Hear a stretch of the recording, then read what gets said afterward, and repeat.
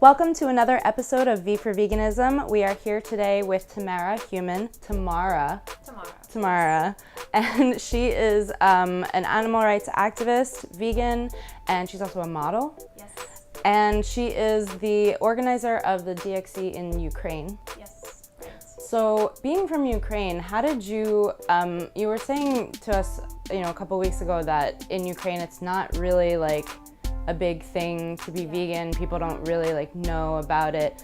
How did you discover it? How did you, and then how did you go vegan? So I discovered veganism actually in New York when I came here for my work. But I heard about veganism in Ukraine because one of the models from my agency, she was vegan, and like many years ago. And when she told me about that, I was like, oh, this is a weird thing. What do you eat? Yeah. And then in 2015, when I came to New York, I was already pescatarian, but I didn't know how it called, because so I didn't eat meat for 4 years already at that time,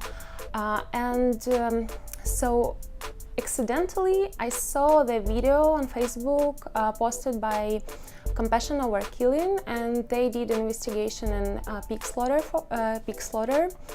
house, and I was so shocked. Even if I didn't eat meat, it shocked me so much that I started researching more and more, and eventually I saw the trailer of Earthlings, and I decided I don't want to participate on that, and I became vegan right away. Even if I didn't know what should I do, it was no way back. And then I watched full movie, and I was just, okay, this is really right thing. And if talking about Ukraine, it's really a new thing in Ukraine, but I'm very positive about it because we have a lot of animal rights activists who are not vegans, because they're fighting more for cats and dogs. But I think if they have this compassion to some kind of animals, it's easier to expand this compassion to more animals. And even 5 years ago, we didn't have any vegan restaurants or cafes, but now we have maybe 20. Oh, wow. And even the vegan grocery store is just 5 minutes walk from my home in Kiev. So this is really growing, and I'm really, I think it will be the thing soon. So you became vegan, and then you decided that you were going to, that you wanted to start activism in Ukraine. How did that decision come about? So I was vegan for 2 years when I found out when I decided it's not enough, because I was very passive vegan. Everyone could eat in front of me the dead bodies of animals, and I was, it's okay. But one day I thought that it's not really okay, and I want to fight. So I want to do something, and I started looking for some animal rights group, and I found Rob Banks from Total Liberation New York, and I found DxE, and I went, I texted them, and they said just show up in our next event, and I did, and it was so cool. They were, I'm talking about DxE, they were and this so, is here in New York. Okay. Yeah, they were so open, that I felt myself very, very in right place, and that they need me and animals need me, and in 1 month the DxE forum happened, and I went there, and after the forum it changed my life, and I came to Ukraine and started DxE chapter, and all my activism started from that point. So when you're doing actions in the Ukraine, and you have your own YouTube channel where you kind of document this, what is the difference between how people respond here or in Ukraine? Is there a difference at all? There is a difference, because I think that people in Ukraine and Ukraine in general is still, fall behind a little bit of other countries, and especially in this topic we still have very strong belief that meat is important, that we cannot survive without meat. Even doctors, when I stopped eating meat, they told me that I'm gonna, die without like meat. And people still, it's so deep in culture and so deep in, in education that we need it and we cannot survive without it. So sometimes people react really aggressive or think that we just, some weird people and like, I don't know, some hippies or something like that. But sometimes we had really great reactions, especially when we did protests against fur. We did 3 actions, and one of them even closed the market, fur market. They just closed their doors because I think they were afraid because maybe we had, pains or something like that. So they just closed it, and many people, were saying that we support you, you're doing great thing, you're doing great job. So fur is more, fur topic is more understandable. But with meat it's harder, especially because we have a lot of countryside where people have small farms, they have their cows, just even for themselves, they even don't sell it. So it's hard to explain them that they have to, change their lifestyle. But I think that the majority of milk and dairy and meat still comes from the big productions, not from countryside. So and I recently I started researching how actually meat and dairy produced in Ukraine, and I found out that Ukraine farms, they're actually proud that they're using techniques from United States or Europe, and they have these machines to take the milk, or they have these cages, like modern cages for the cows or calves, and they're proud that they have this, developing and technologically progressive. So it's getting worse. That's a very interesting, subject that we're trying to get rid of these factory farms, and they're actually growing them. And wow, that's interesting. So the other thing to me, when I hear Ukraine, I think about issues with Russia and, Russians coming in and trying to take Ukraine back and all of that. And I know that in Russia, there are a lot of issues with being, with freedom of speech and being open and being able to express yourself. And does Ukraine have any of that where it's a little bit harder to protest, a little bit harder to, do you ever feel kind of afraid that you're gonna, get arrested and put in jail forever just for protesting?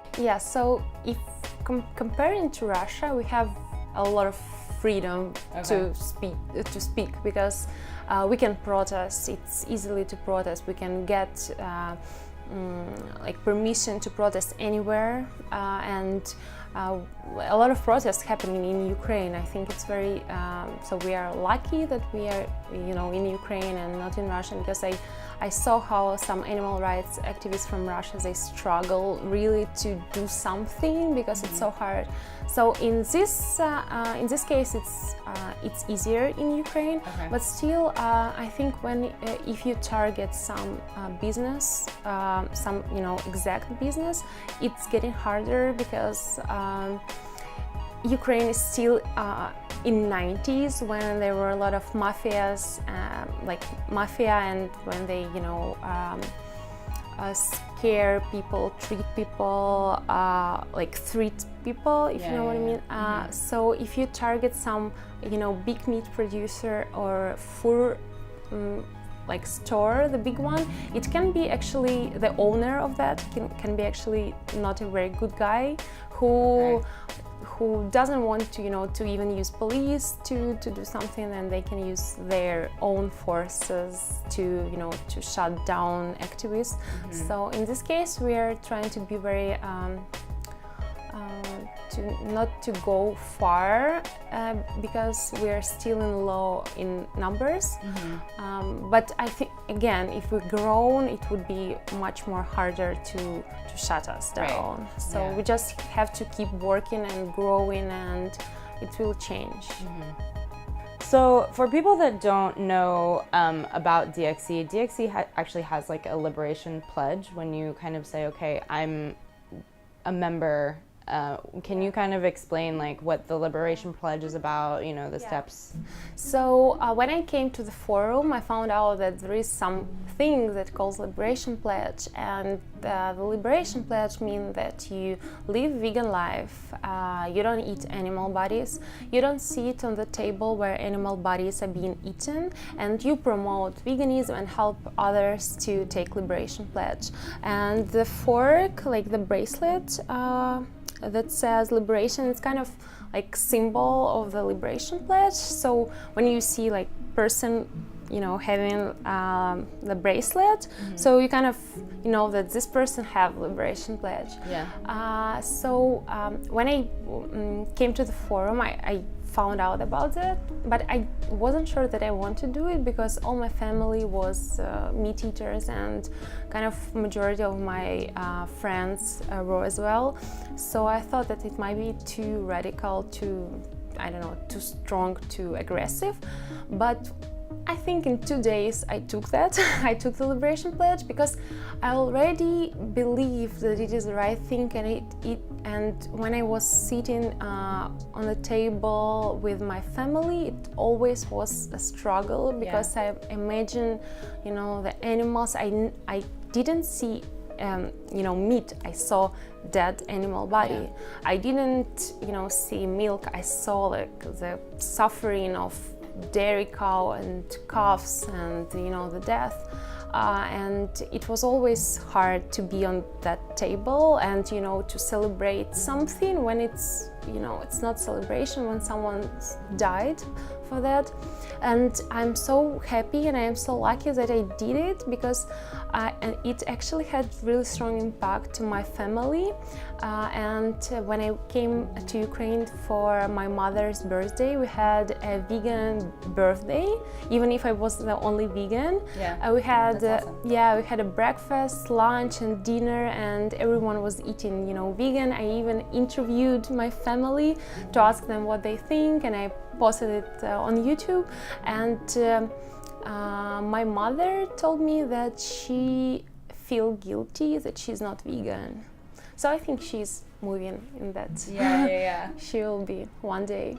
I love that pledge, and I love the idea of, you know, not sitting at the table with people who are consuming, you know, dead bodies, animal flesh.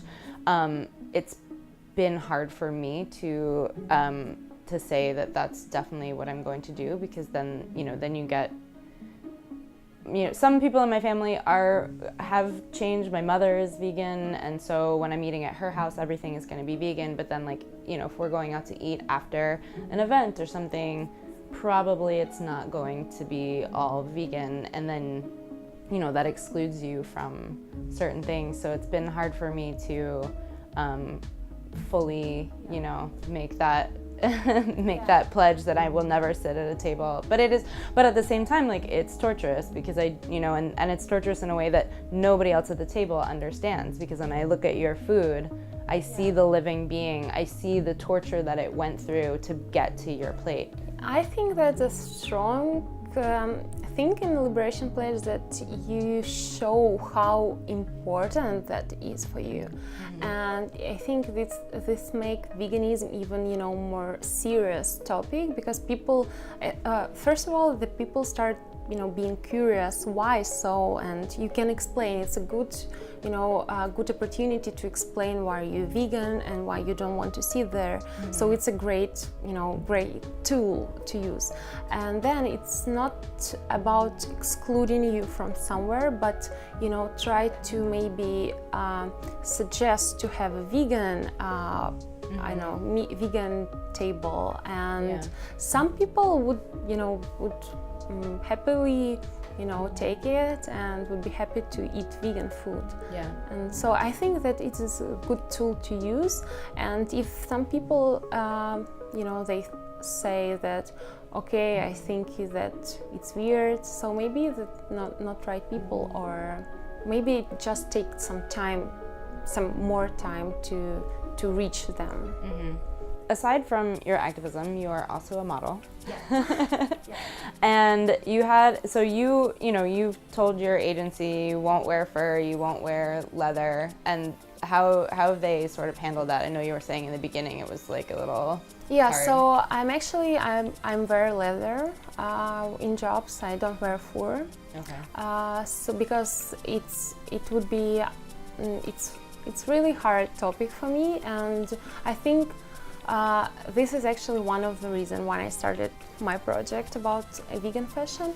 But when I told my agency that I won't wear fur for any reason, they at first they were like, that's okay, we can work on it. But last time I talked to them, they were really excited about animal rights activism, and especially now, that many high fashion brands, they refuse to use fur. So now it's great time to for me as model to be in animal rights and fashion same time, because you can really change something. And so agency is fine with my animal rights, I guess. But working in fashion was very hard, because you see how many animals are used in fashion, how many animals dies for it, and how customers, like clients, they value the animal skins, and the more the better, and it's hard to see, and that was one of the reasons why I decided that I have to do something about this and show people that you can be vegan, you can wear vegan, and you can be cool and stylish. You don't need to wear anyone's skin, and Stella McCartney does it really great, so I think everyone can follow her example, and it will happen. I mean, clearly the industry is moving away from fur, but we still have to have this leather conversation. Leather, it's hard because fur is the leather. It's the same thing. Yeah, it's all the same. But I think the modern middle. It's the project that they use cells and they grow in the leather in lab. It's Brooklyn-based project. Oh. They got a lot of money, like I think millions of money, to grow this leather, and they had an exhibition in the Museum of Modern Art. It's kind of new thing, and now they're working on collaboration with designers and brands to show the world this lab-grown leather.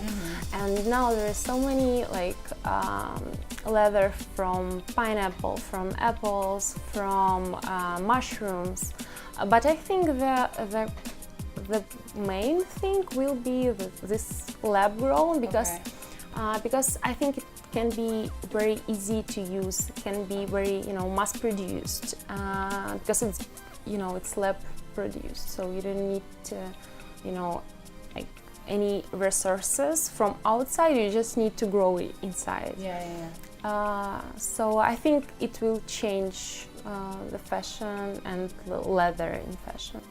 So you also started a website called Human 21, and that's sort of to give vegans a resource, like a one-stop shop where they can find all the things. So, and you've found other sites that have, and just pulled one or two products from them and then put them on your site. Is that how that works? So Human 21 is it's like online shopping platform with curated vegan women's wear. Okay. So everything I find through internet and really like, it's important that I really like and I would wear myself. And I found that it is animal free 100%.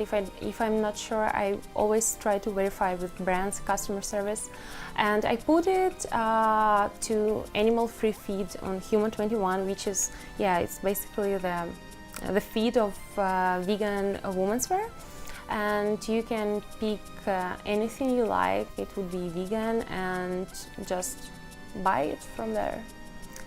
Yeah, and I also, in addition, I do newsletter on Fridays with a recent and most interesting news in vegan fashion. For example, I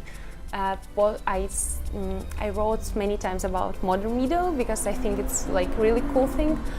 So I welcome anyone to join the newsletter, and I started doing compilations, selections of summer vegan footwear, wool-free coats, winter boots, because when I went vegan, I really struggled with winter clothing. Yeah. It's very hard. It was very hard for me to find vegan shoes and vegan, coat, so I started, doing this selection that can help vegans to dress warm, but still cool, summertime, and harm-free. Yes. Well, thank you, Tamara, so much for doing this, for talking with us. Thank you for everything that you do for the animals. It's so much and it's so appreciated. So you guys, if you want to find more about Human 21, it's human21.com. .co. Yeah. Okay. Thank you guys for watching. Please subscribe below and please follow, sign up for the newsletter, and thank you again, and we'll see you on the next one.